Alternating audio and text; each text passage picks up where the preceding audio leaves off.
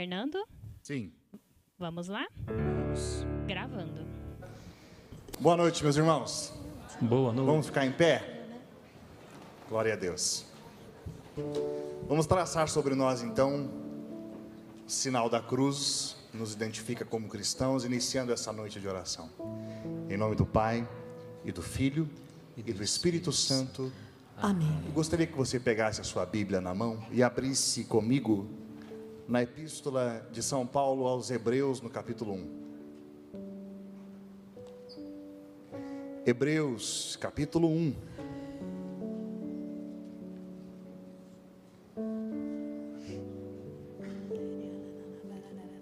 1527 da Ave Maria.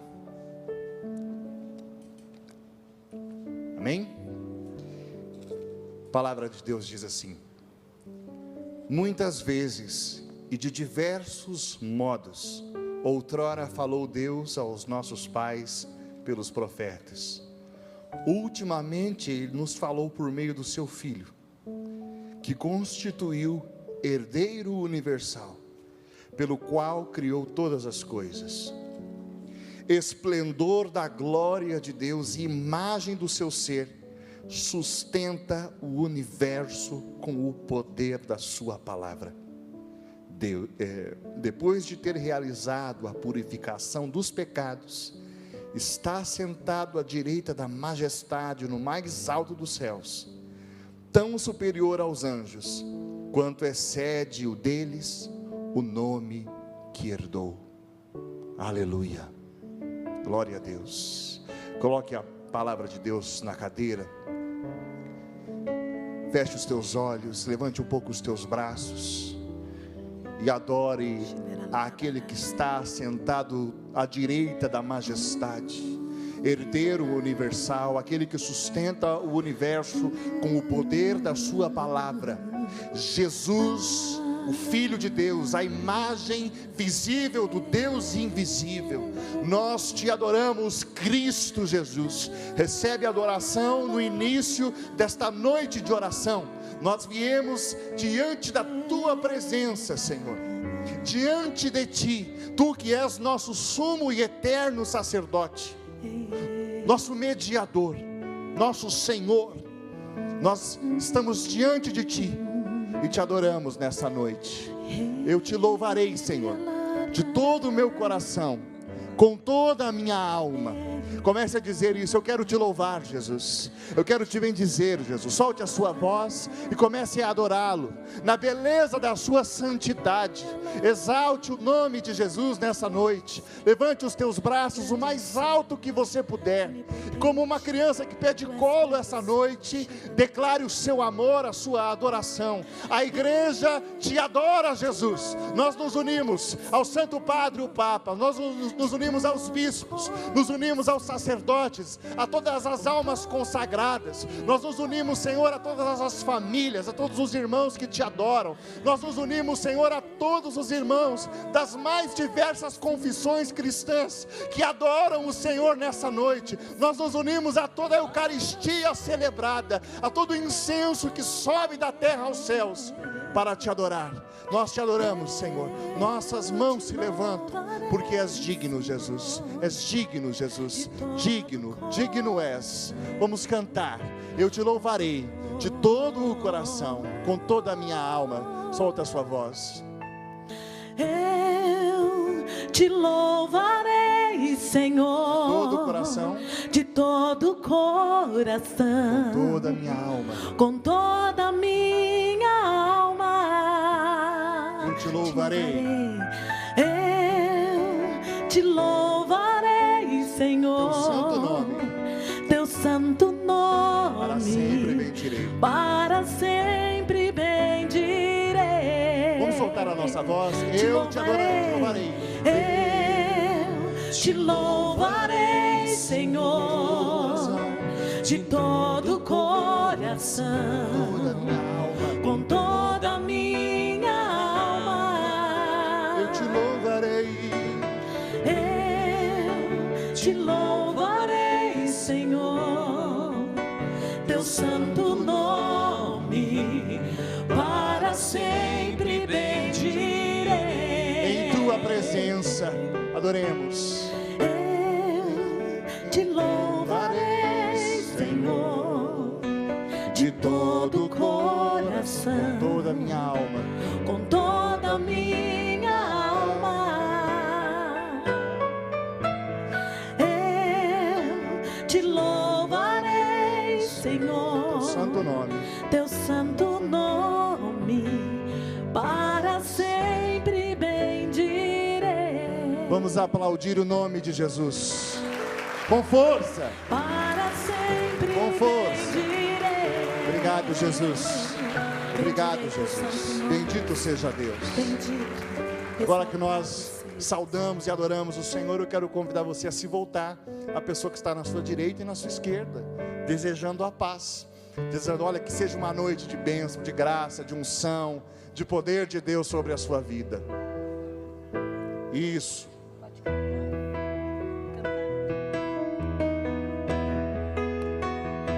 Vamos cantar, cantar na paz do meu Senhor Jesus. Deixa que o amor de Deus se torne em nossa vida a luz.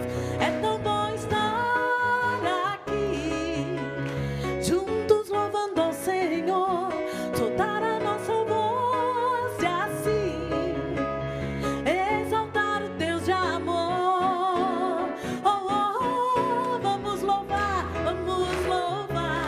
louvar na paz do meu Senhor Jesus.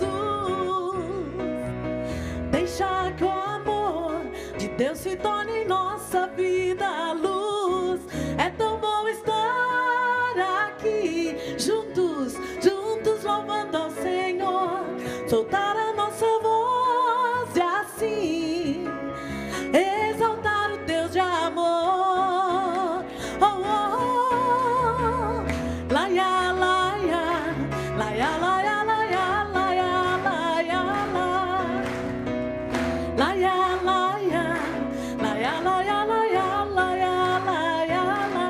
É tão bom estar aqui, juntos louvando ao Senhor, soltar a nossa voz e assim exaltar o Deus de amor. Oh, oh, oh. Aplaude, olha para o seu irmão e aplaude ele, aplaude ela porque ela veio, porque ela ouviu o chamado do Senhor e ela veio. E o Senhor quer verdadeiramente que louvemos e adoremos, porque Ele está no meio de nós. Diga para quem está do seu lado: Ele está no meio de nós, Ele está vivo. Louvemos o Senhor, vamos louvar, porque Ele está no meio de nós, Ele está no nosso coração, amém? Ou nas palmas assim. Hoje é tempo de louvar a Deus, em nós agora habita o seu Espírito. E então é só cantar e a Cristo exaltar, e sua glória encherá esse lugar. Vem louvar, vem louvar, vem louvar, vem louvar, vem louvar. Canta pro seu irmão: no meio dos louvores Deus habita. É seu prazer, é seu prazer cumprir o que nos diz. E então é só cantar e a Cristo exaltar, e sua glória encherá esse lugar. Vem louvar, vem louvar, vem louvar,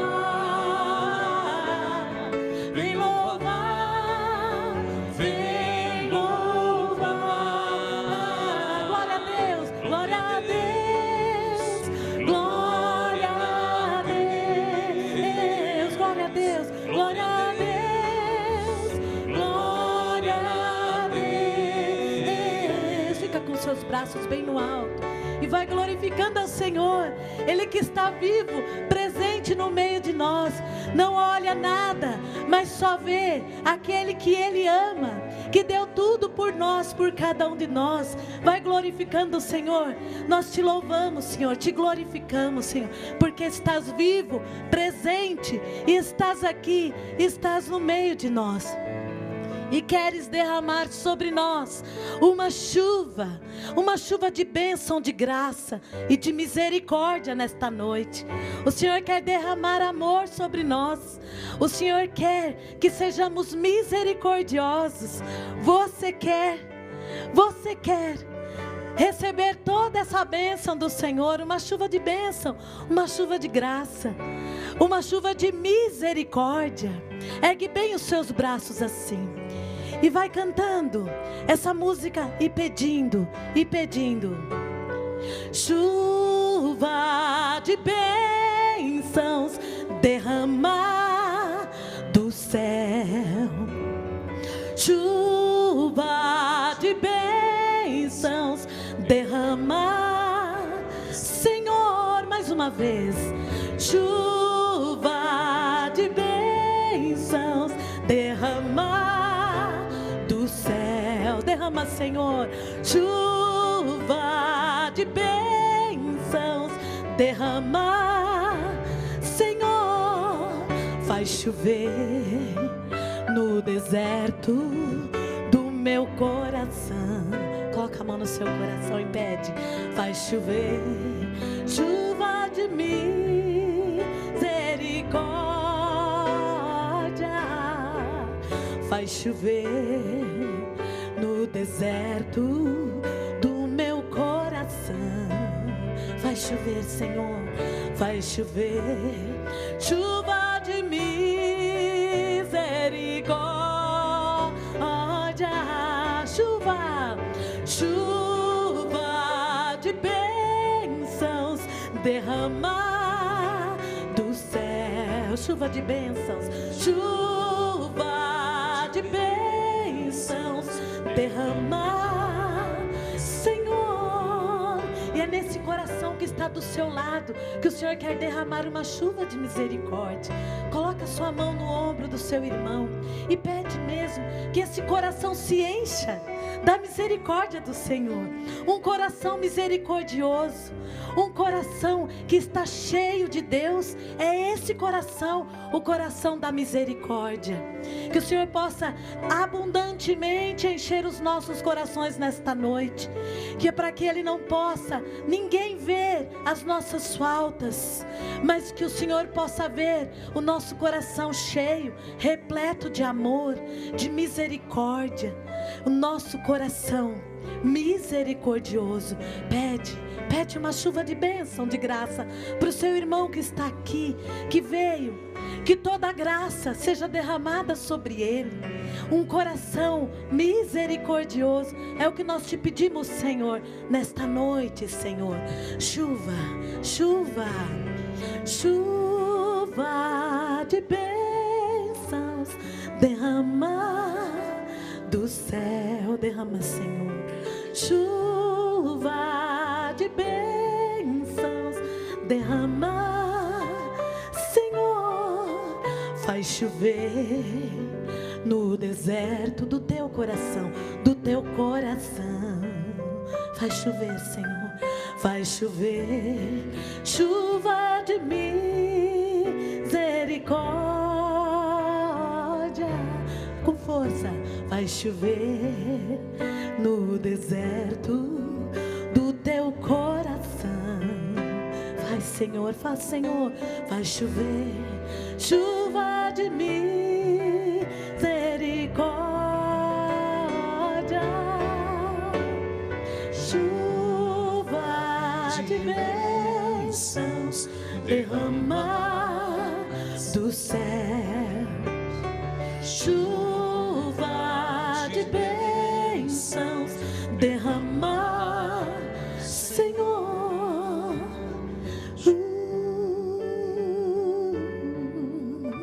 Sim, Senhor, derrama. Sim, Jesus, derrama. Esta noite nós precisamos. Glória ao Pai, ao Filho e ao Espírito Santo, como era no princípio, agora e sempre. Amém. Agradece a pessoa que rezou por você. Fala muito obrigado, meu irmão. Obrigado. Obrigado. Bendito seja Deus. Nós vamos fazer agora a nossa partilha de grupos, né? Expor aquilo que nós vivemos na semana que passou, as dificuldades, as bênçãos, né? Vocês percebam que 20 minutos é muito pouco. Então, procure ser conciso para que todos os irmãos do seu grupo possam falar, né? Porque senão tem aquele irmão que fala e os outros não podem falar. E por aí vai, né? Não quero inibir ninguém, mas tenha a caridade de perceber que, né, todos têm que fazer a partilha. Eu vou pedir, cadê o grupo 1? O grupo 1 vai ficar aqui hoje, aqui no palco. A gente vai colocar umas cadeiras, vocês vão ficar por aqui, ok? Vocês já sabem quais são os grupos de vocês? 2, 3, 4, 5, 6, 7, 8, 9, 10? Certo. Quem não tem grupo? Só para eu saber. Os que não têm grupo ficam por aqui, que nós vamos encaminhar para um grupo. Ô Cris, você sabe o grupo que tem menos pessoas, a gente podia encaminhar? Certo. Você me ajuda a encaminhar as pessoas que não têm? Perfeito. O grupo 1 já vem para cá, por favor. E como os demais já sabem quem são os seus grupos, vão reunindo. O grupo 2, cadê? Vamos sair em ordem, melhor. Grupo 2 pode sair. Deixa eu avisar uma coisa importante. Escutem todos, rapidinho. O proprietário do Honda Civic Prata GCN 9937. A luz do seu carro está acesa. Você vai ficar sem bateria se não for lá desligar. Tá bom? Grupo 3, cadê? Pode procurar uma mesa.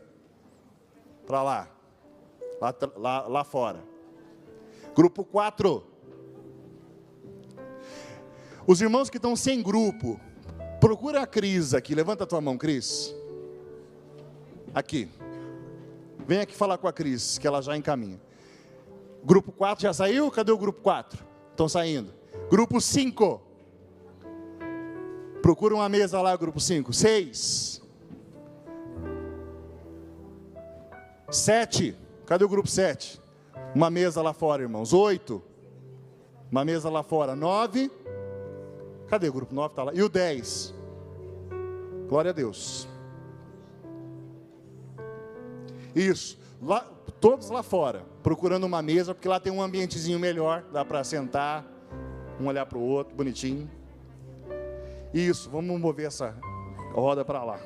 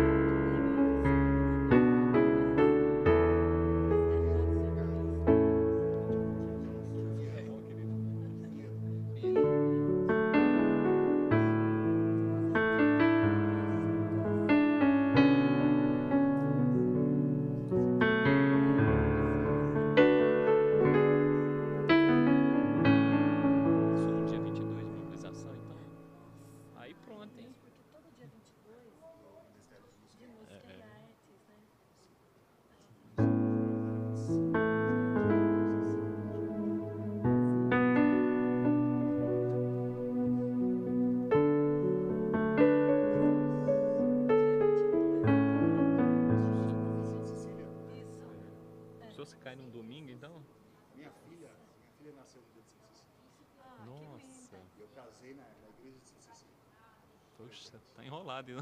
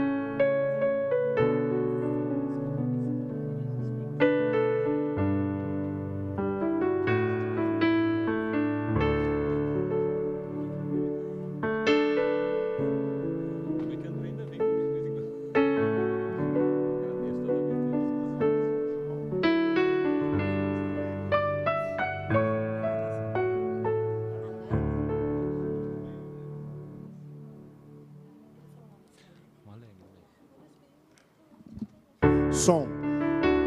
Vamos voltando para os nossos lugares. Vai encerrando. Vai voltando.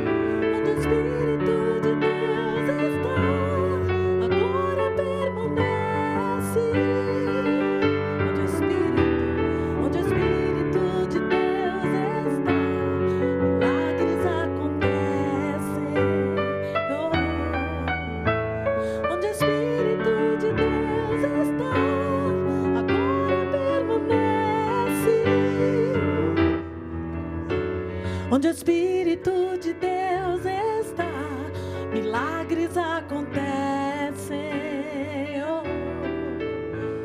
Onde o Espírito de Deus está, a glória permanece. Quero te ver, te conhecer, me apaixonar, me apaixonar. Mais e mais, mais e mais. Quero te ver, te conhecer, me apaixonar, me apaixonar. Mais e mais. Vai ficando de pé mesmo. Vamos cantar onde o Espírito de Deus está.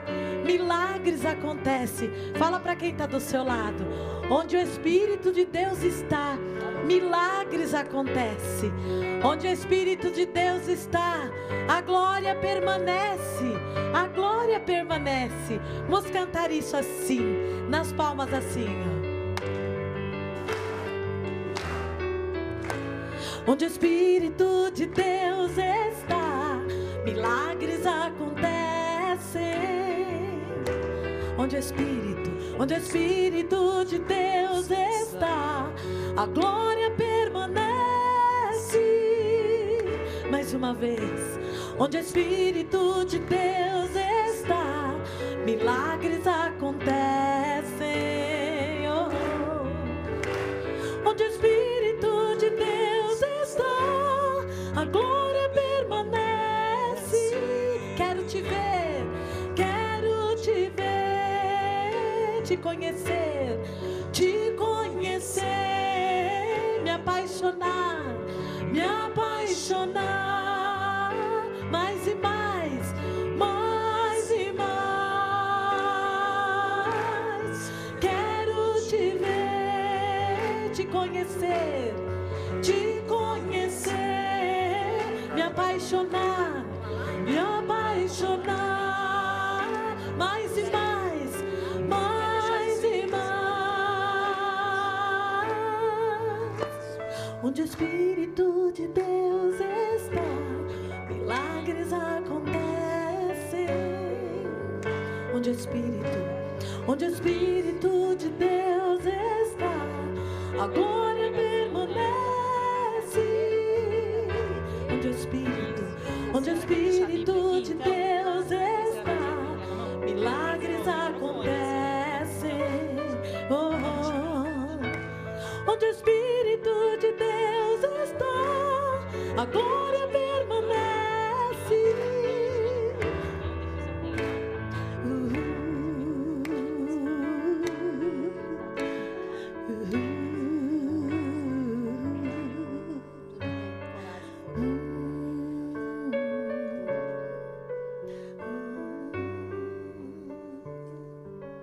Boa noite a todos.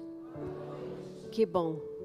Louvado seja o nosso Senhor, que está sempre conosco e que nos ama tanto, tanto, tanto, e que nos chamou a hoje, mais um dia, para recebermos esse amor de Deus e o Espírito Santo em plenitude.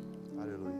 Nós vamos hoje rezar agora pelo Fernando, ele que vai pregar a palavra de Deus para nós. Eu peço que todos estendamos as mãos sobre o Fernando e vamos pedir que o Espírito Santo encha o seu coração, a sua alma, a sua vida, para que ele possa transmitir para nós aquilo que o Senhor quer nos dizer nesta noite. Importante é isso, aquilo que o Senhor quiser nos dizer esta noite.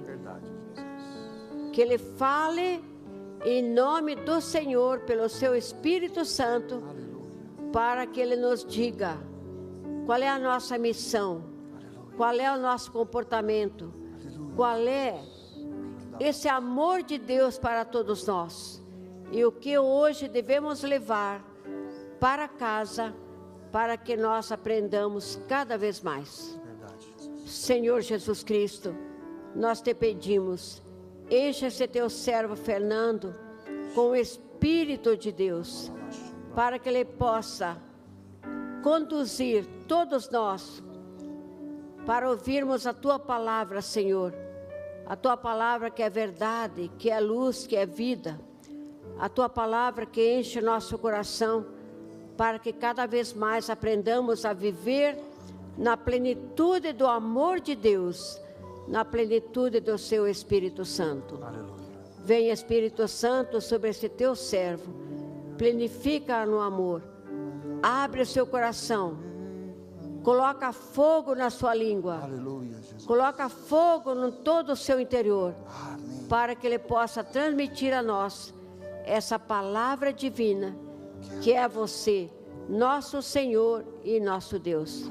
Muito obrigado, Divino Espírito Santo. Espírito Santo, descei sobre nós. Amém. Com toda a abundância das graças e dos dons. Amém. Amém. Deus te abençoe. Amém. Nossa. Obrigado, irmã. Coragem, vamos lá. Meu amado, eu sou do meu amado, eu sou do meu amado. Vai se sentando. Eu sou do meu amado, e ele é meu, e ele é meu. Eu sou do meu amado, eu sou do meu amado, eu sou do meu amado, e ele é meu. Glória a Deus. Irmãos, o tema dessa semana é o mistério da iniquidade. Nós vamos falar hoje sobre um tema não muito agradável. Vamos falar sobre o pecado.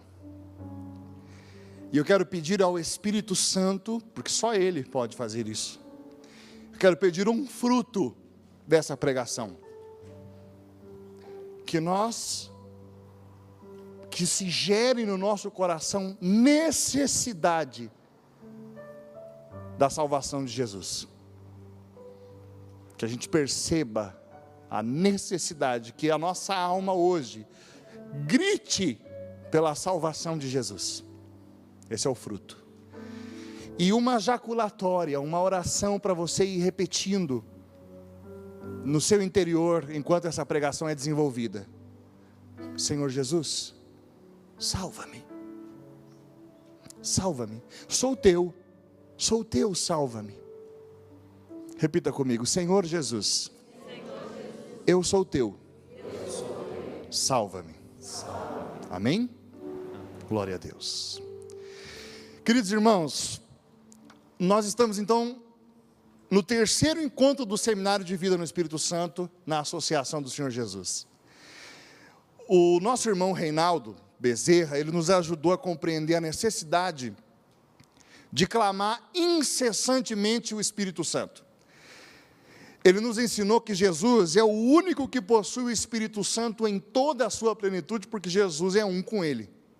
Deus com o Pai e o Espírito.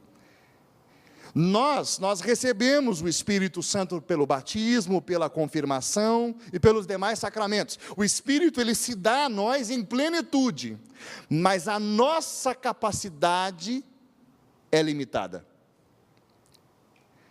Por isso, nós devemos clamar sempre: vem Espírito Santo.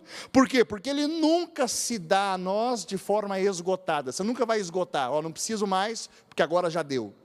Porque você é sempre limitado, eu sou sempre limitado, então eu preciso dizer sempre: vem Espírito Santo. E um seminário de vida no Espírito se presta a isso, uma introdução maravilhosa. Depois vem a nossa irmã Lucimar Mazieiro, e com ela nós fomos guiados a experimentar a realidade que melhor expressa quem é Deus: amor. Amor. Ele é amor. E ela nos fazia olhar de modo especial para esse versículo, no qual o Senhor diz: eu te aprecio, eu te amo, troco reinos por ti. O Senhor troca reinos por você e por mim, no sentido de que não há nada dentro dos seres que Deus criou, dos seres materiais, que seja mais importante para Deus do que você, do que eu, do que o homem. Há uma antiga canção de renovação carismática que a gente cantava, que ela dizia assim: Deus precisa de ti. Quem conhece? Os dinossauros, levanta a mão. Muito mais que possas imaginar. Aí dizia: precisa de ti muito mais que das estrelas, precisa de ti muito mais que do mar, precisa de ti muito mais que da terra, precisa de ti. Cantar não é meu dom, definitivamente, mas era isso, né, que a canção dizia. E de fato, o Senhor troca reinos por ti, porque para você ele é mais precioso do que tudo isso que existe. Hoje, meus irmãos, coube a mim trazer algumas reflexões para essa semana do Seminário de Vida no Espírito. E de acordo com a dinâmica desse seminário, desse itinerário, essa semana nós temos que meditar na realidade do pecado, da iniquidade e do mal. E eu queria olhar para você e dizer isso com muito amor, muito amor. Eu não estou preocupado com a sua autoestima nessa noite. Eu não estou preocupado em te agradar essa noite. Não estou preocupado em fazer uma mensagem que você saia daqui dizendo: ai, que lindo, gostei. Essa não é a minha preocupação nessa noite. Você sabe que a maioria das coisas importantes na vida não são agradáveis? Já parou para perceber nisso? Quem gosta de tomar, por exemplo, uma Bezetacil quando está doente? Ai, que vontade de tomar uma Bezetacil, né? Estou precisando. Ninguém, né? Ninguém gosta. Mas é necessário. Pois eu quero dizer a você que essa pregação, ela está dentro das coisas que nos são necessárias, mas que não são tão gostosas. Então eu já digo a vocês que é no amor e na caridade que eu quero fazer essa pregação nessa noite. Mas o Senhor quer nos confrontar com a verdade essa noite. Quero que você abra comigo a Bíblia, a palavra de Deus, em Romanos, capítulo 2, do versículo 1 ao 3. 1 ao 3. Romanos, carta, epístola de Paulo aos Romanos, capítulo 2, versículo 1 ao 3. Mateus, Marcos, Lucas, João, Atos dos Apóstolos, Romanos. Capítulo 2, versículo 1 ao 3. A palavra de Deus diz assim: e vós outros estáveis mortos por vossas faltas, pelos pecados que cometestes outrora, seguindo o modo de viver deste mundo, do príncipe das potestades do ar, do espírito que agora atua nos rebeldes. Desculpa, eu falei errado. Efésios. Eu li Romanos. Desculpa, erro meu. Ato falho, volta. Efésios, irmãos. Só um pouquinho mais para frente.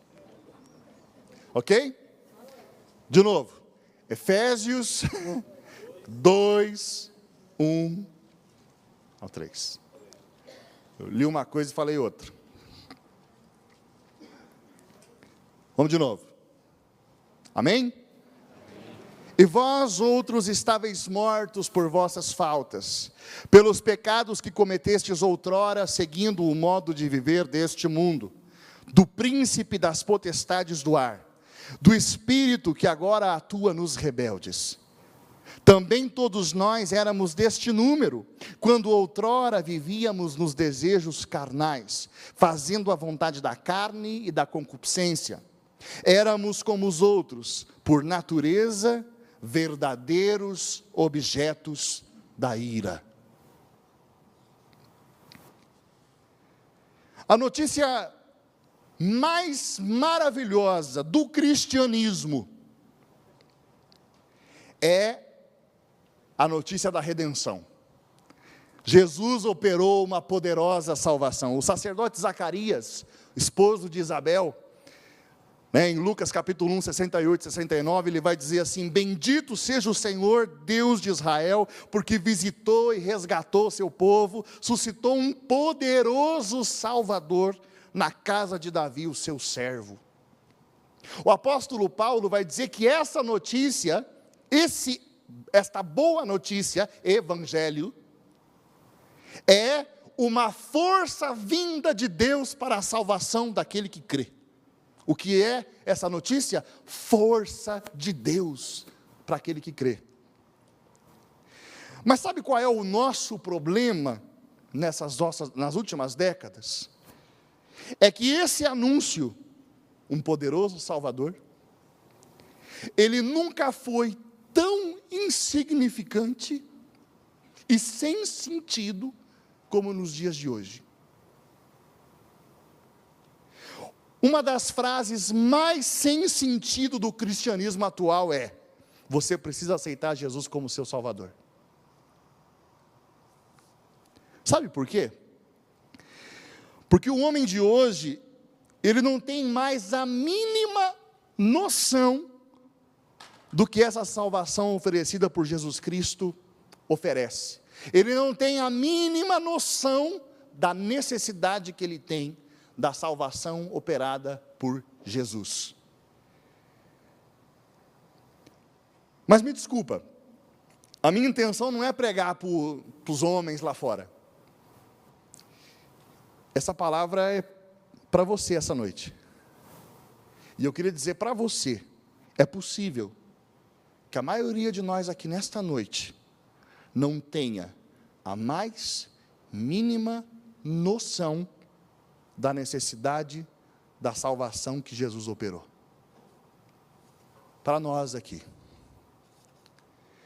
Se eu chegasse aqui e dissesse para vocês assim, meus irmãos, eu tenho uma notícia maravilhosa para vocês.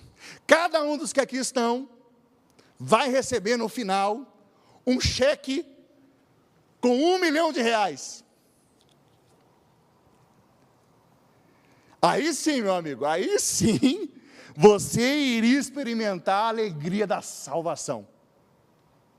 Porque o verdadeiro mal, que você acha que é o verdadeiro mal,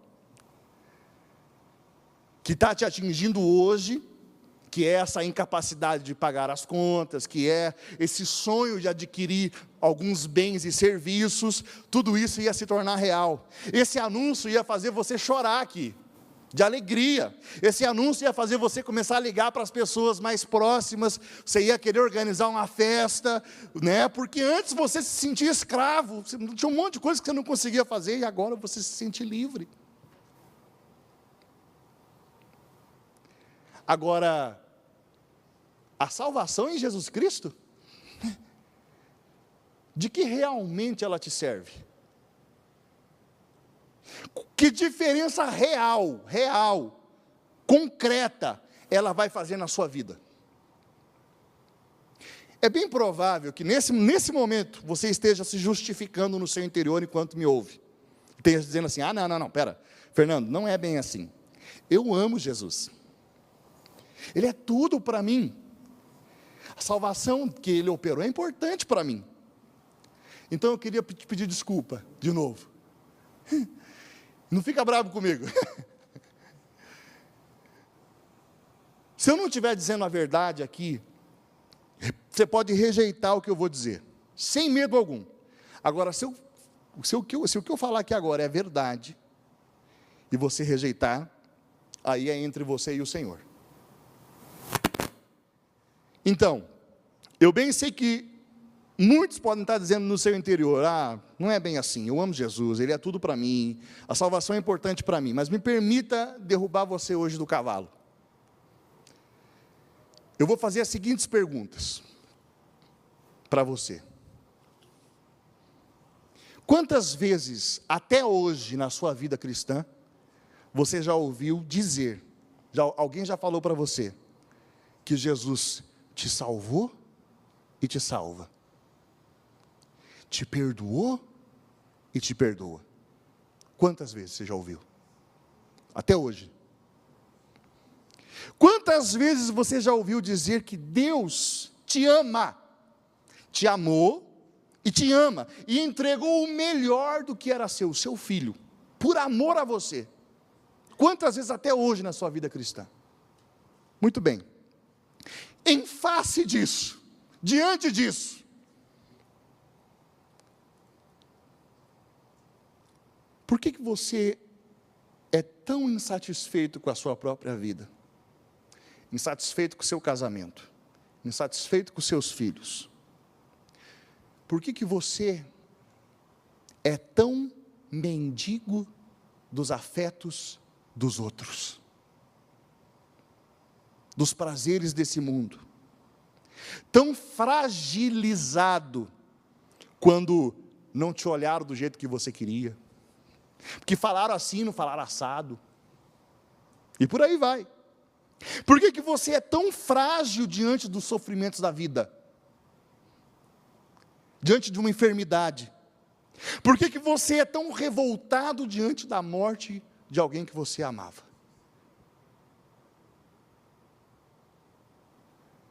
Por que você reclama tanto da tua vida? Por que você reclama tanto dos outros? Por que você é tão escravo dos sentimentos ruins? Das inclinações do seu temperamento? É meu jeito. Por que você é tão escravo de vícios? Seja ele de qual natureza for. Por que você não consegue se perdoar? Por que você não consegue perdoar os outros?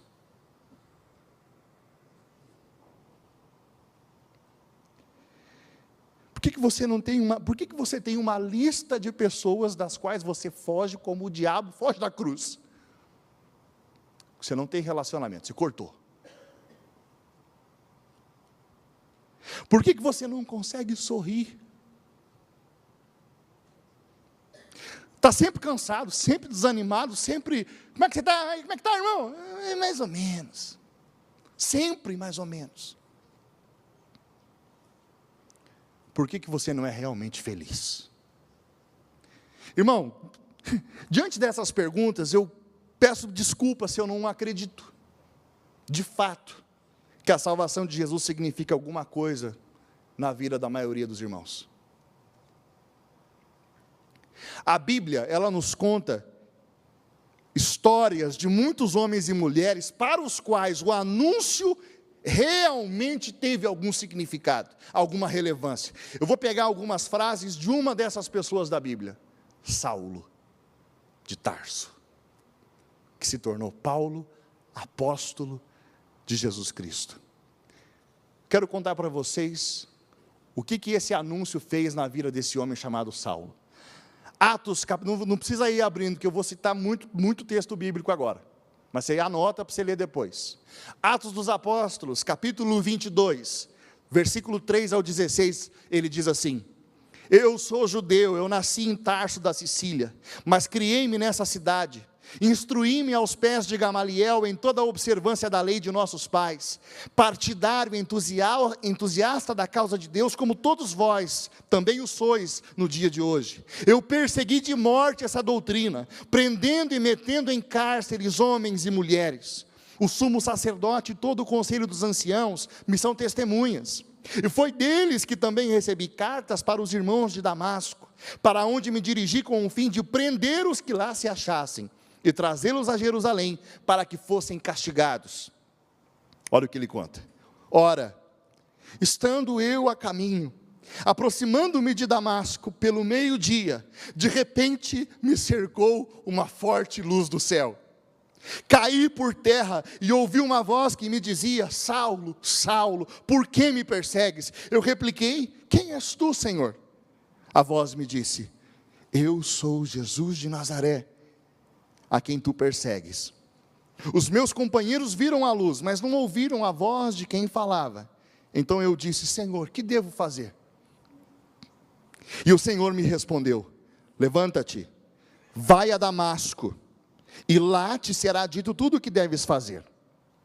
Como eu não pudesse ver por causa da intensidade daquela luz, guiado pela mão dos meus companheiros, cheguei a Damasco.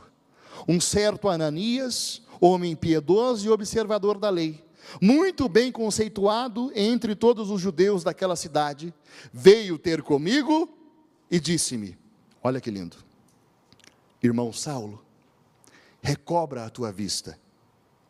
Naquela mesma hora eu pude enxergá-lo. Continuou ele: o Deus de nossos pais te predestinou, para que conhecesses a sua vontade, visses o justo, e ouvisses a palavra da sua boca, pois lhe serás diante de todos os homens testemunha das coisas que tens visto e ouvido. E agora por que tardas? Levanta-te, recebe o batismo e purifica-te dos teus pecados, invocando o seu nome. Isso é Paulo contando a história dele. O que o anúncio fez na vida dele? Agora ele vai dizer aos Filipenses, no capítulo 1, versículo 20 e 21. Meu ardente desejo e minha esperança são que em nada serei confundido, mas que hoje, como sempre, Cristo será glorificado no meu corpo, tenho toda a certeza disso, quer pela minha vida, quer pela minha morte, porque para mim, viver é Cristo e morrer é lucro. Mais de Paulo, Romanos capítulo 8, versículo 31, seguintes: se Deus é por nós, quem será contra nós? Aquele que não poupou seu próprio filho, mas que por todos nós o entregou, como não nos dará também com ele todas as coisas? Quem poderia acusar os escolhidos de Deus? É Deus quem os justifica. Quem os condenará? Cristo Jesus, que morreu, ou melhor, que ressuscitou e que está à mão direita de Deus, é quem intercede por nós. Agora vem essa parte. Quem é salvo por Jesus Cristo pode dizer isso aqui: quem nos separará do amor de Cristo? A tribulação, a angústia, a perseguição, a fome, a nudez, o perigo, a espada? Mas em todas essas coisas somos mais que vencedores, pela virtude daquele que nos amou. Pois estou persuadido que nem a morte, nem a vida, nem os anjos, nem os principados, nem o presente, nem o futuro, nem as potestades, nem as alturas, nem os abismos, nem outra qualquer criatura nos poderá apartar do amor que Deus nos testemunha em Cristo Jesus, nosso Senhor. Aleluia. Mais de Paulo, mais. Filipenses capítulo 3, versículo 8 e 9. Na verdade, julgo como perda todas as coisas em comparação com esse bem supremo, o conhecimento de Jesus Cristo, meu Senhor. Por Ele tudo desprezei e tenho em conta de esterco, a fim de ganhar Cristo e estar com Ele. Mais uma, Filipenses 3 também, versículo 12 e 14. Não pretendo dizer que já alcancei essa meta e que cheguei à perfeição. Não, mas eu me empenho em conquistá-la, uma vez que também eu fui conquistado por Jesus Cristo. Consciente de não tê-lo conquistado, só procuro isso. Olha só, prescindindo do passado, atirando-me ao que resta pela frente, persigo o alvo, rumo ao prêmio celeste, ao qual Deus nos chama em Jesus Cristo. Aleluia. Gente, quando São Paulo recebeu o anúncio da salvação em Jesus Cristo, a vida dele foi transformada para sempre. Ele se tornou verdadeiramente livre. Paulo, conforme o livro dos Atos, no capítulo 16, conta que ele foi preso na cidade de Filipos, junto com Silas, companheiro de missão dele. Foi açoitado com varas, ficou em carne viva, foi jogado numa prisão, e ali, naquele lugar, depois de ter sido açoitado, Paulo e Silas, por volta da meia-noite, cantavam hinos de louvor. Sabem por quê?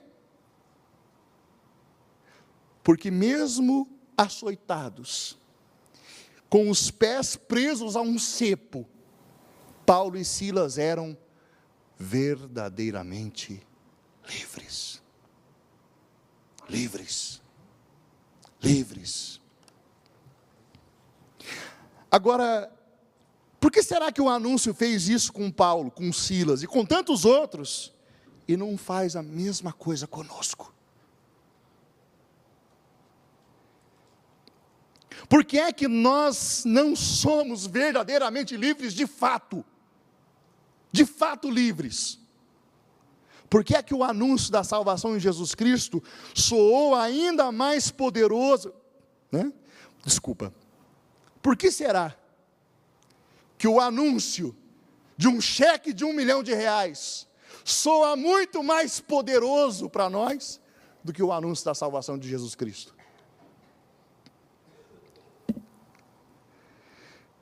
Aliás, diga-se de passagem, se eu fizesse essa oferta para São Paulo, ele disse, nós acabamos de ler, que ele consideraria este cheque como esterco em comparação de Cristo.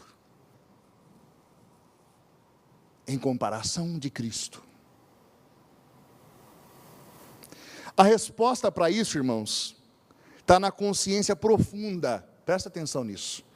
Eles tinham uma consciência profunda sobre o mal, a iniquidade, qual a origem, as causas e as consequências disso. O nosso problema, por que esse anúncio não faz isso conosco? O nosso problema hoje é que falar de pecado é a mesma coisa que falar de fada do dente, Papai Noel, unicórnio, assim por diante. Inferno, então, é a história da carochinha.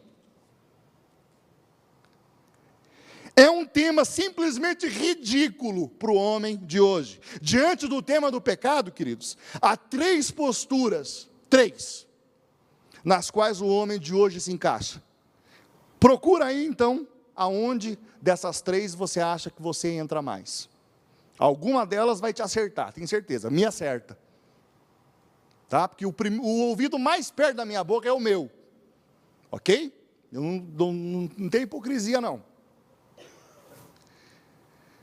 Primeira atitude do homem de hoje, diante do pecado, soberba. Não existe pecado. Ou se existe, como diria o filósofo Jacques Rousseau, o homem em si é bom, é a sociedade que o corrompe, ou seja, o mal está fora de mim. Eu não, eu sou lindo, ó, lindo. O mal está fora de mim. O problema está fora. O problema é a sociedade, o problema é o capitalismo, o problema é o meu marido, o problema é minha esposa, o problema é o meu filho, o problema é a minha filha, o problema é o chefe, o problema é o meu vizinho, o problema é o meu trabalho, é a falta disso, é a falta daquilo, etc, etc, etc. Nunca é você. É sempre fora de você. Nunca está em mim, sempre fora, em algo, em alguém. Eu não preciso de perdão. Aliás, muitos que estão ouvindo tudo isso aqui agora estão pensando assim, ó. Ai, mas como eu queria que o meu esposo estivesse aqui para ouvir isso. Como eu queria que a minha filha, o meu filho, estivesse aqui para ouvir essa pregação. Soberbo. Soberba. Nunca está em você. É sempre o esposo, a filha, o filho, o vizinho, o outro que tinha que ouvir. Você, eu. É uma atitude diante do pecado. A soberba. Segunda atitude diante do pecado. Indiferença. A questão não é a existência de Deus ou não. A questão não é se existe certo ou errado. Se é pecado ou não é pecado. A questão é que isso não importa coisa nenhuma. Grande coisa. Não faz diferença alguma. A minha vida vai continuar a mesma coisa. Eu vou trabalhar, eu vou estudar, eu vou sair, eu vou ter um lazer, eu vou comprar roupa, vou comprar casa, vou comprar um carro, eu vou ir numa festa, eu vou ir num barzinho, eu vou ter os meus filhos, eles vão fazer exatamente as mesmas coisas, e nós vamos morrer. E meus filhos também vão. E eu sou indiferente. Que diferença tudo isso faz? É a vidinha de todo mundo. Indiferente. Essas duas posições diante do pecado, tem uma terceira, mas vamos falar dessas duas. Soberba e indiferença, elas estão no cerne, no coração da catástrofe que nós estamos vivendo hoje. É o coração. Eu vou dizer para você o seguinte, ó. Presta atenção nisso. Por detrás da noção de pecado, está necessariamente a noção de que Deus existe. Porque, por definição, o pecado é ofensa a Deus e subversão dos planos de Deus sobre todas as coisas criadas. Pecar é subverter-se contra Deus e ofendê-lo. Portanto, negar o pecado é, em primeiro lugar, negar Deus. A soberba ou a indiferença diante do pecado, você já entendeu. Essa noção de que a vida é fugaz, é um brevíssimo segundo diante da eternidade, que, portanto, o uso desordenado das coisas criadas é uma estupidez, vaidade das vaidades. A noção de pecado é o cerne disso. Eu percebo que esta vida é passageira. Eclesiastes, vaidade das vaidades, se eu me apegar às coisas daqui. Negar o pecado, queridos, é afirmar que nós somos senhores de nós mesmos, ou seja, que nós somos Deus. E eu não estou jogando conversa fora. Quem falou isso foi um dos grandes filósofos venerados dos nossos tempos, Nietzsche, alemão, que disse assim, né? Os deuses não podem existir, porque se eles existissem, eu não suportaria não ser Deus. Ele disse isso na obra Assim Falou Zaratustra.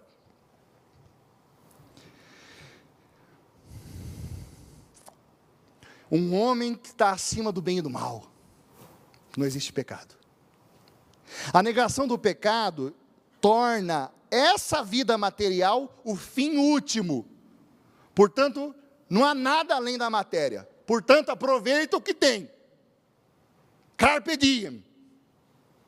Detona. Porque é o que tem. Quando você arranca o pecado, a noção de pecado, esse é o pensamento.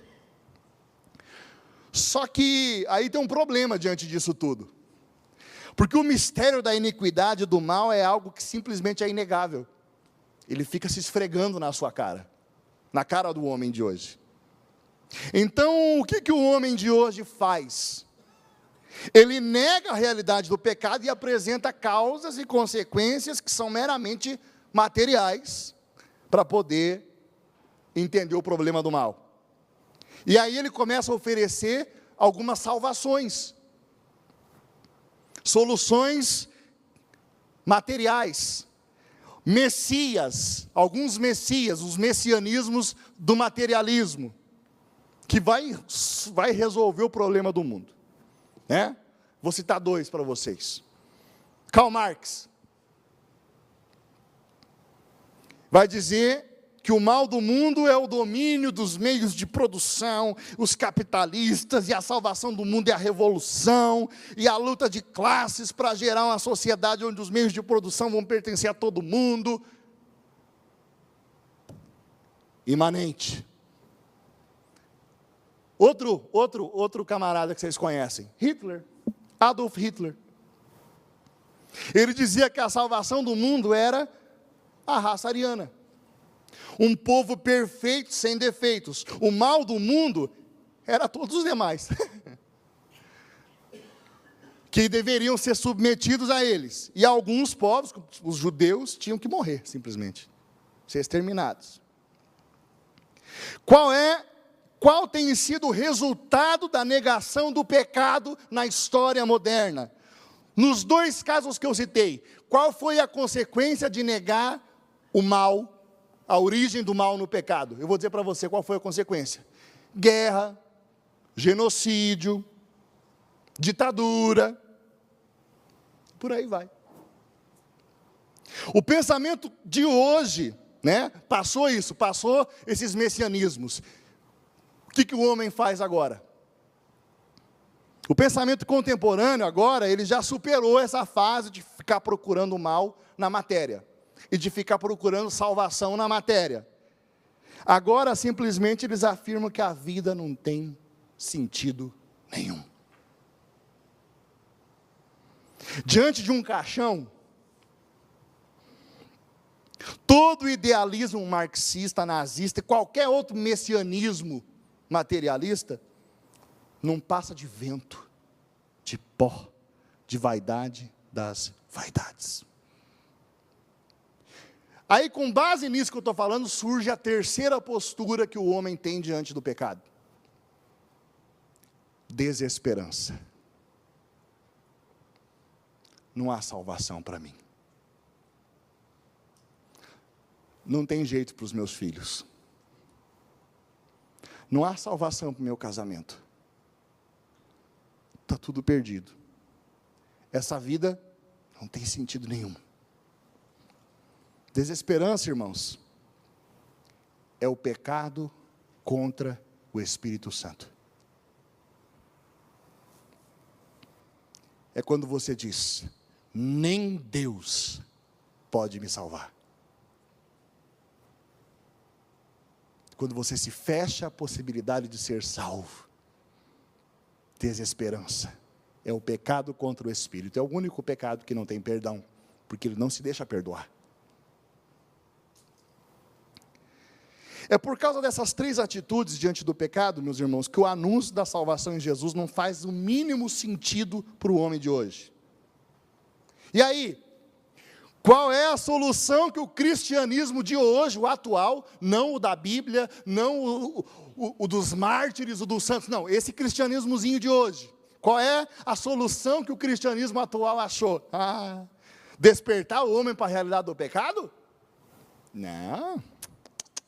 Solução do cristianismo atual é prostituir o evangelho genuíno. Nós começamos a pregar aquilo que as pessoas querem ouvir, gostam de ouvir. Nós pregamos um Deus materializado que promete um céu materializado também. Aceitar Jesus como seu Salvador não é ser resgatado da morte e da condenação eterna, até porque, dizem eles, né? Se Deus é amor, Deus é misericórdia, Deus é bondoso, como é que Ele pode condenar alguém para o inferno? Isso não existe. Não. Aceitar Jesus como seu Salvador, o libertador, dentro das confissões históricas da nossa igreja católica e das outras igrejas mais antigas, nesse cristianismozinho atual, eu não estou falando que a igreja prega isso, não. Estou dizendo que existem correntes dentro da igreja, das igrejas, as confissões históricas, que negam o pecado, então eles começam a pregar da seguinte maneira, né?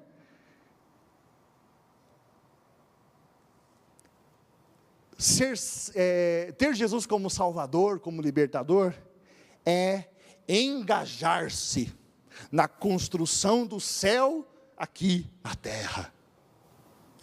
Anunciar a salvação explicitamente, ficar pregando com a Bíblia na mão, isso é proselitismo religioso. Pregar para os outros povos, batizar em nome do Pai, do Filho, do Espírito Santo, segundo eles, é falta de respeito. A gente deve se inculturar. Nós precisamos parar de pregar Jesus Cristo, porque segundo eles, nem Jesus pregava Jesus, Jesus pregava o reino. Né? Então nós temos que parar de falar de coisas que nos dividem. Vamos falar, né, da paz mundial. Vamos nos inculturar. Vamos fazer um sincretismo. Está vendo onde a coisa vai longe? Não existe pecado e não há necessidade de salvação. Nas confissões mais recentes, as pentecostais e os movimentos carismáticos, por outro lado, a coisa vai por um outro caminho. No neopentecostalismo, ser salvo é ser próspero, é ser intocável, onde eu colocar a planta dos meus pés, tudo é meu, e doença eu repreendo, e tal, é um super-homem, cristão intocável, eu estou com Cristo agora, nada pode me tocar, porque eu sou o Superman. Nos movimentos carismáticos, inclusive, estou falando das igrejas históricas, o materialismo entra de outro jeito. A busca da cura física, eu tenho que sentir, eu tenho que chorar, eu vou na missa do Padre X. O Padre X é lindo, é maravilhoso, e o Padre é lindo, e aí eu fico procurando aonde eu gosto, aonde eu vou, porque no fundo o que eu quero é que alguém amacie o meu coraçãozinho, porque a salvação que eu estou querendo é meu bem-estar. Perceba que são várias facetas de um único problema: materialismo. Você tem que negar pecado, aí o mundo fica só aqui, e a pregação do evangelho, que devia se arrancar você daqui, te joga mais para dentro da matéria. Sabe por que o anúncio de R$1 milhão soa como salvador? E o único anúncio, e o anúncio da salvação em Jesus Cristo, nunca modificou, quem sabe, a sua vida de fato? Porque nós estamos empapados do materialismo desse mundo. Você quer se sentir bem, você quer cura, você quer uma vida financeira melhor, você quer ser livre dos problemas. A questão é que muitos de nós achamos que o cristianismo pode ser vivido ao estilo, eu vou falar bem claro, nós achamos que o cristianismo pode ser vivido ao estilo espírita, no qual o que importa é ser altruísta, o que importa é você fazer um ato de caridade, não há um compromisso de mudança de vida. Você vem aqui, toma um passe católico e vai embora. Porque, desculpa, é isso. Não estou me sentindo bem. Aí vou lá, recebo uma oração e vou embora. É o mesmo estilo. É um cristianismo vivido do jeito espírita. O nível superficial. Deus é um servo. Em poucas palavras, meu irmão, eu vou descrever para você agora, de verdade, o que é pecado. Eu rogo ao Espírito Santo, para que Ele venha no nosso socorro nessa noite. Para que Ele nos convença, como diz em João no capítulo 16, versículo 8, a respeito do que é o pecado,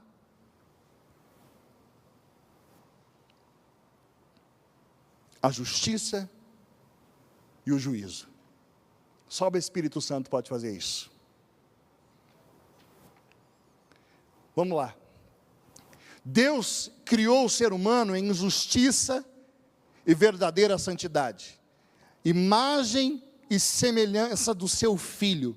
Efésios capítulo 4, 24 diz isso. Um ser humano plenamente feliz, com vida abundante, incorruptível. Em toda a criação havia perfeita ordem e perfeito equilíbrio. Aí Gênesis capítulo 3 vai narrar que o homem, por um ato deliberado da sua vontade, ele é instigado a duvidar de que Deus é bom, de que Deus é justo, de que Deus é santo. E o homem deseja ser como ele, suplantá-lo, tomar o seu lugar. Ora, o homem era mediador entre Deus e a terra.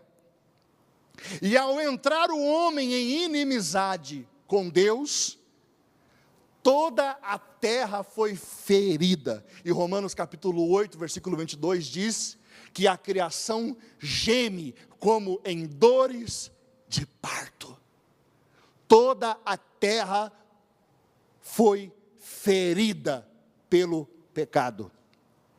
Toda a criação entrou em estado de corrupção e de morte. A palavra é clara: o salário do pecado é a morte. Deus não criou você para morrer.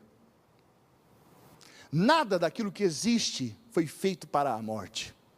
Mas depois da queda, nós somos, como diria Heidegger, ser para a morte.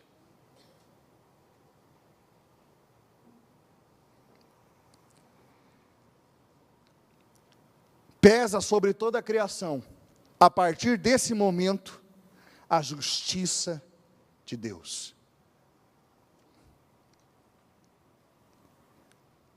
Trata-se, então, meus irmãos, de um desastre cósmico, universal.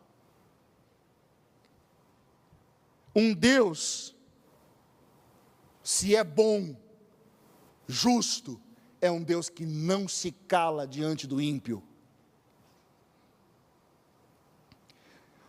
Deus que não é conivente com o mal. Aí, em estado de degradação, de corrupção, esse mal, eu vou usar uma palavra difícil e vou explicar ela para você.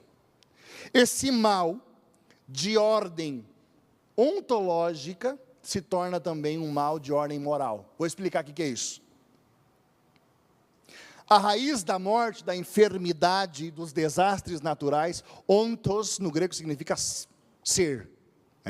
Existe o mal, depois que entrou o pecado, surgiu a morte, surgiu a enfermidade, desastres naturais, não havia. E surge, igualmente, assassinato, violência, genocídio, estupro, escravidão, traição, é o mal na ordem moral. O ser humano inclinado para o mal. E todo o mal tem uma raiz, e a raiz é o pecado. E sobre o pecado pesa a ira de Deus.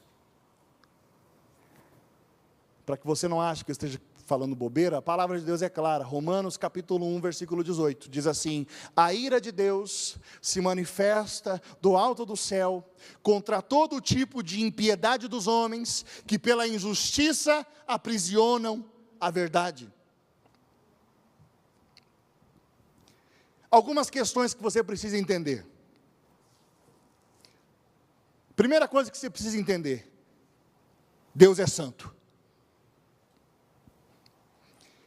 Dentre os atributos de Deus, há um que lhe é especialíssimo. Ele é Kadosh, santo, santo, santo. Na sua santidade, na santidade de Deus está de um modo que você não consegue medir, de modo incomensurável, está a sua beleza, a sua glória, o seu poder. Nele não há mancha, não há corrupção alguma. É incompatível com a natureza de Deus o mal, o pecado. O pecado é expelido para fora pela santidade de Deus. A poderosa santidade de Deus. O primeiro pecador, irmãos, foi um anjo, Lúcifer. E Jesus, em Lucas capítulo 10, versículo 18, Jesus diz assim: eu vi Satanás cair do céu como um relâmpago, como um raio. Quando os anjos pecaram, imediatamente a ira de Deus pesou sobre eles. E a palavra não diz que eles foram, A palavra não diz assim: e eu vi Lúcifer, Satanás, ser convidado a retirar-se. Não, não é isso que está escrito. Eu vi ele cair do céu, ser precipitado no inferno como um raio. O que você precisa entender sobre a santidade de Deus? Preste atenção, sobre a santidade de Deus. Os anjos, deixa eu colocar assim, o pecado, existem três condições, existem três parâmetros para você entender o pecado. Três parâmetros. Você tem que ter conhecimento, consentimento e matéria. O pecado é mais grave ou menos grave à medida que a matéria for grave, que o teu conhecimento for pleno e que o teu consentimento, ou seja, você fez isso de modo deliberado. Fiz porque eu quis. Eu sabia o que estava fazendo e fiz. E eu sei o que fiz, a matéria.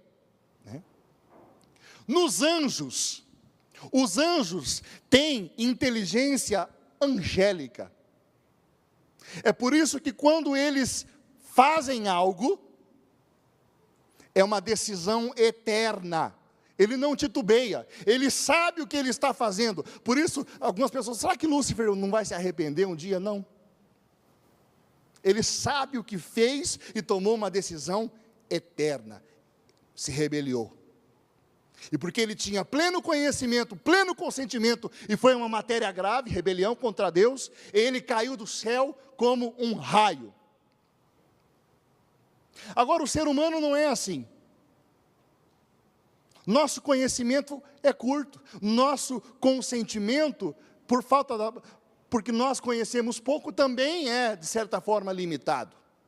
Agora, existe algo que nos iguala a ele, a matéria, a rebelião, o pecado em si. Vou dar um exemplo para você. Se a minha menina do meio, a Maria Fernanda, que é super arteira, se ela pegasse um alfinete e chegasse e desse um cutucão em você com o alfinete, é uma coisa. Agora, se ao invés dela fosse eu pegasse esse alfinete e acertasse você,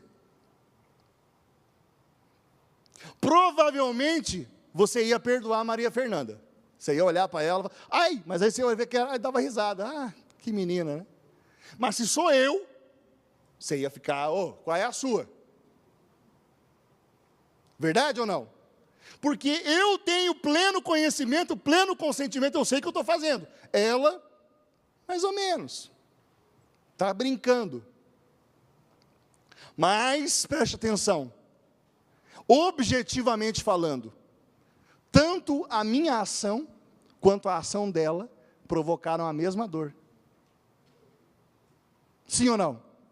A mesma dor. Pois eu quero dizer a você, a ofensa de Lúcifer e a sua ofensa provocam a mesma dor. Ele foi precipitado nos infernos. Você não. Isso é Santo Inácio de Loyola, que medita nos exercícios espirituais.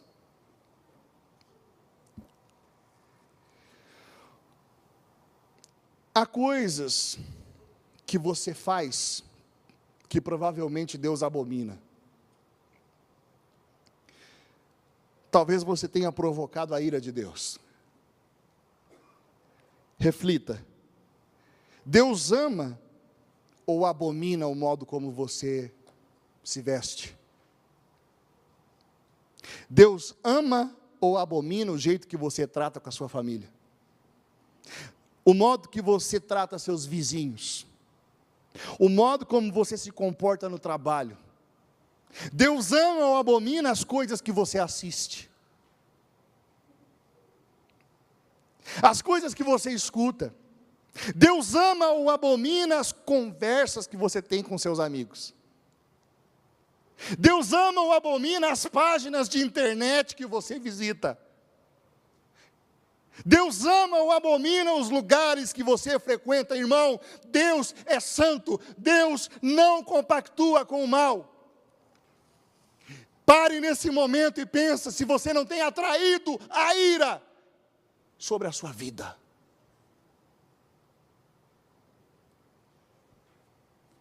Aí você está me ouvindo e falando assim, Fernando, você exagerou. Deus é amor. Deus é misericórdia. Meu querido, entenda uma coisa. É justamente porque Deus é amor que Ele se ira. Eu amo os meus filhos. E porque eu amo os meus filhos, eu tenho ira profunda contra qualquer violência que pudesse acontecer com eles. E se eu tivesse que ir com unhas e dentes defendê-los, eu iria. Com toda a fúria, iria. Eu tenho ira do que pode prejudicar aquilo que eu amo. Nós amamos a vida, então nós odiamos o aborto. Porque você ama, você se ira. Entenda que o maior ato da misericórdia de Deus, meus queridos, foi um ato de justiça. Deus é bom, Deus é misericórdia, sim. E o maior ato dessa misericórdia foi um ato de justiça. Ele viu o nosso pecado, viu o nosso mal e deu o melhor do que era seu, o seu único filho. E ele foi esmagado naquela cruz, pisoteado por causa dos nossos crimes. Ele foi ao Calvário e viu o meu crime, viu o seu crime e teve pavor. Sangue saíram dos seus poros, porque ele viu o meu pecado, ele viu o seu pecado, ele viu os nossos crimes e pagou por eles. Deus, no seu poder, poderia pura e simplesmente dizer assim, gente, galera, a partir de agora está todo mundo perdoado, vamos fazer de conta que nada aconteceu. Mas Ele não faz isso, sabe por quê? Porque Ele é um Deus justo. E porque é amor. O maior ato da sua misericórdia foi satisfazer a justiça, entregando o melhor do que era seu filho.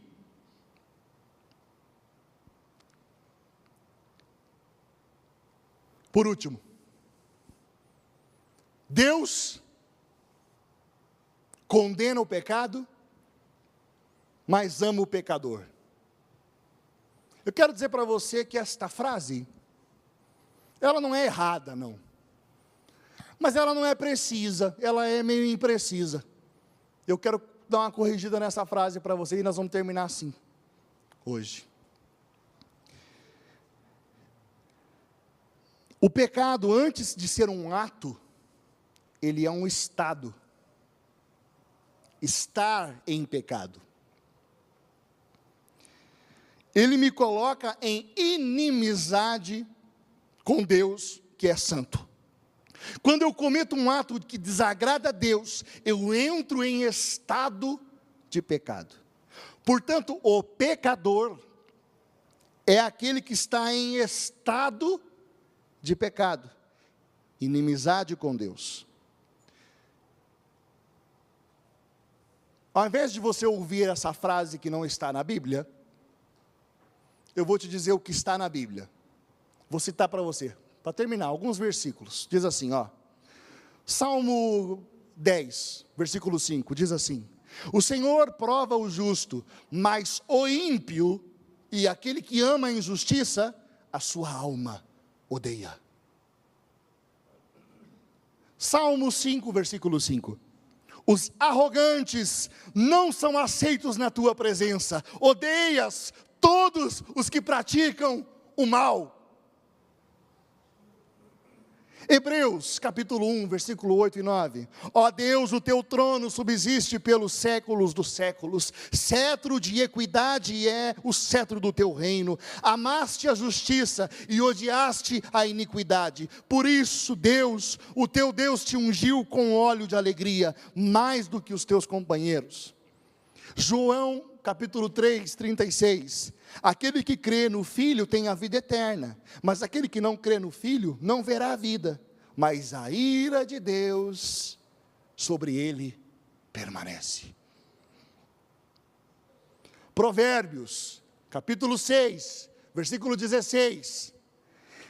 Estas 6 coisas o Senhor odeia, e a 7ª sua alma abomina: olhos altivos, língua mentirosa, mãos que derramam sangue inocente, coração que maquina pensamentos perversos, pés que se apressam a correr para o mal, a testemunha falsa que profere mentiras e o que semeia contendas entre os irmãos.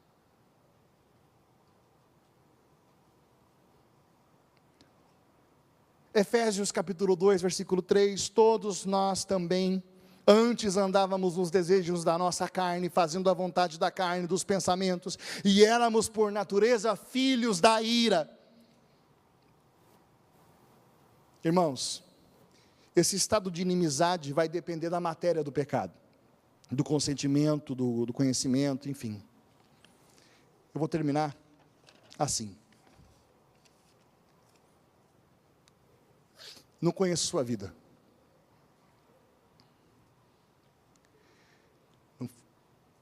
Preguei aqui, irmãos, isento, porque eu não conheço a sua vida.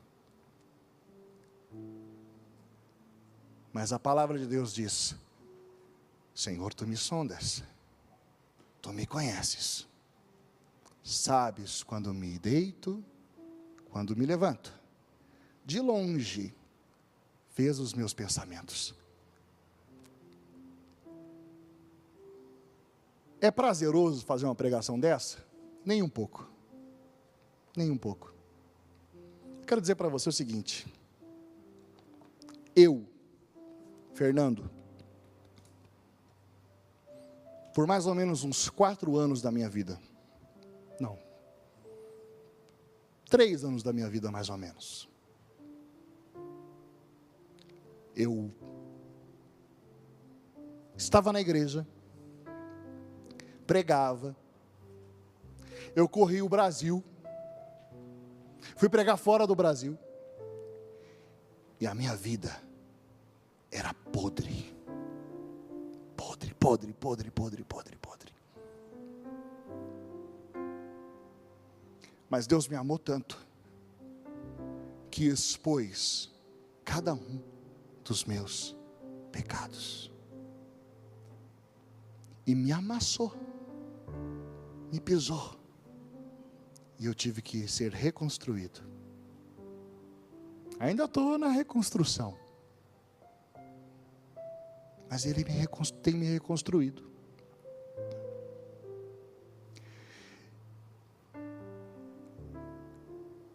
Eu vi a minha prima, lá em Curitiba, ter um bebê, e esse bebê começou a apresentar problemas de saúde, e ela levava ao hospital, e o hospital medicava ele com qualquer coisa, e nós víamos que o bebê não estava bem, que o bebê não estava bem, que o bebê não estava bem, e por negligência médica, nós perdemos aquela criança. A pior desgraça que um pregador faz, é quando ele fica amaciando o seu ego, e não te fala o que você precisa ouvir. Não te mostra aonde você está. É tão desgraçado quanto uma negligência médica. Essa noite, eu queria convidar você a um ato de humildade diante de Deus. A dizer, eu preciso de um Salvador, porque eu estou morto. Eu estou morto. Eu tenho andado e feito coisas que Deus abomina, e a ira de Deus está sobre mim, porque Deus, dele não se zomba.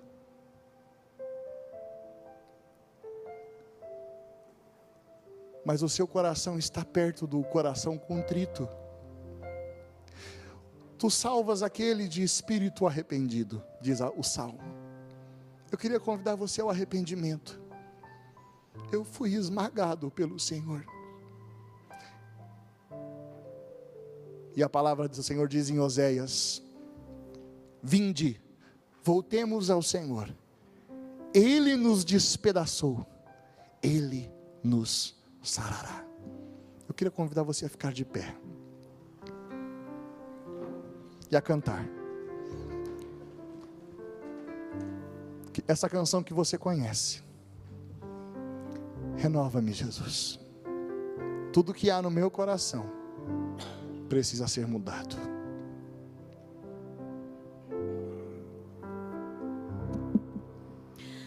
Renova-me, Senhor Jesus. Já não quero ser igual. Renova-me, renova-me, Senhor Jesus. Põe em mim teu coração, porque tudo que há dentro de mim precisa ser mudado, Senhor, porque tudo que há dentro do meu coração precisa mais de ti. Diga comigo: Senhor Jesus, eu me arrependo de todos os meus pecados. Contra vós eu pequei. O que é mal eu fiz diante de vós. A tua sentença é justa. O teu julgar é justo. Mas olha o meu coração, arrependido nessa noite, e me cura, e me sara. Amém. Obrigado, Jesus. Amém. Senta mais um instante, nós vamos fazer os avisos.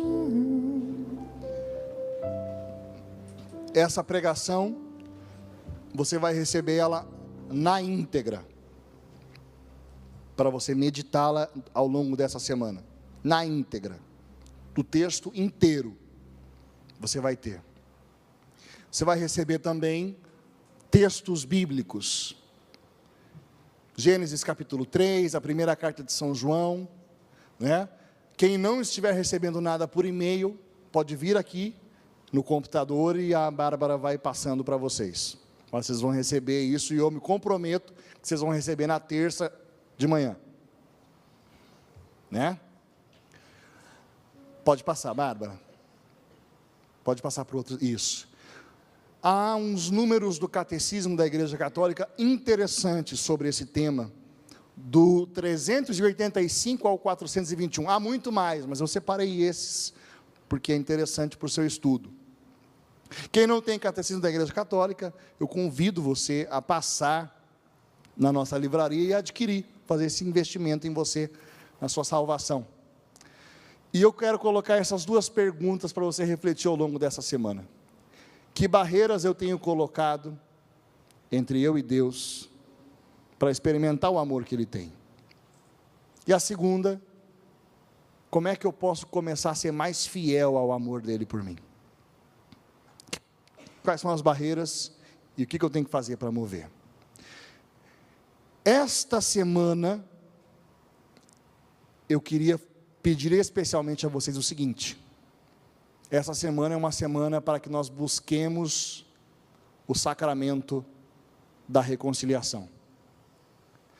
Eu vou mostrar aqui para vocês alguns horários das paróquias de Valinhos, aonde há sacerdotes ouvindo confissão. Eu queria que você pudesse ter esse momento de, porque é um ato de humilhação, né? E esse homem que é ministro de Deus, que atua ali na pessoa de Jesus Cristo, vai te absolver dos seus pecados. Eu queria convidar você a fazer uma confissão bem feita, sabe, a fazer um exame profundo da sua consciência.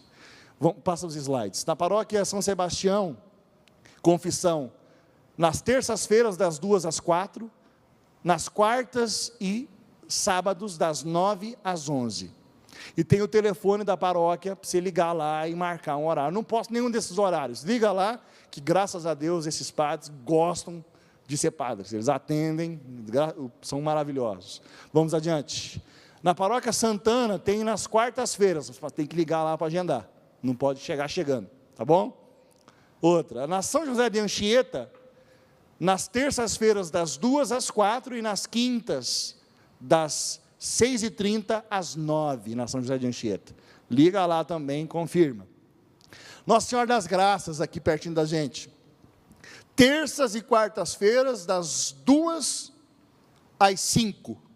E sábados, das 9 às 11. O telefone também está aqui. Isso aqui vocês vão receber no e-mail. E está aqui também para quem não está recebendo e-mail. Pode falar.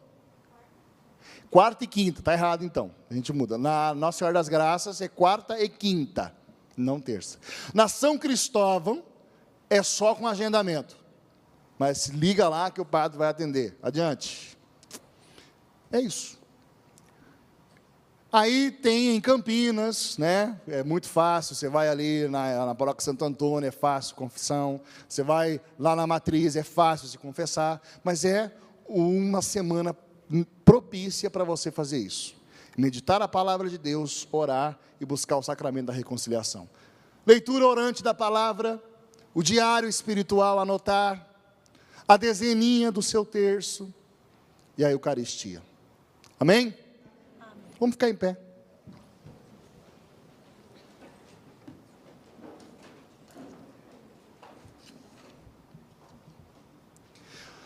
Nós estivemos reunidos aqui, em nome do Pai, do Filho e Espírito Santo, amém. Avisar vocês que na segunda-feira que vem, nós vamos ter, na minha opinião, tá?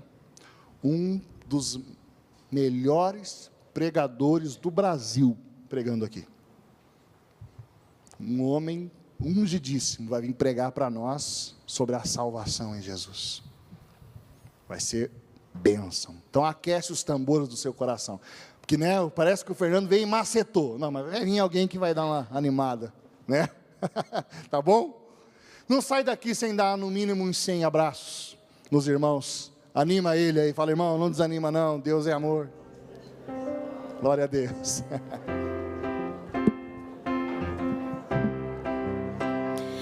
Deus te vê, não é indiferente a sua dor. Deus te entende, quer te envolver.